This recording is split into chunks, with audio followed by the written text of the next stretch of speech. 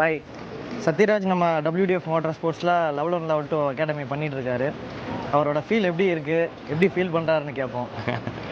So ஆக்சுவலாக வந்து எனக்கு ரொம்ப முன்னாடியே வந்து ஆஃப் ரோடு வந்து ஓட்டுறதுக்கு முன்னாடியே வந்து எனக்கு ஆன் ரோடு தான் ஓட்டணும்னு ரொம்ப ஆசை.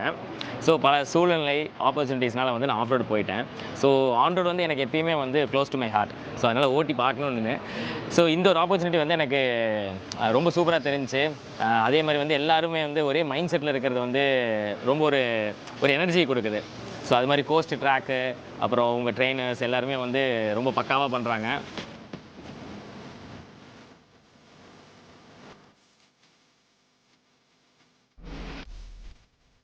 ஸோ பைக்ஸ் எல்லாமே சூப்பராக இருக்குது.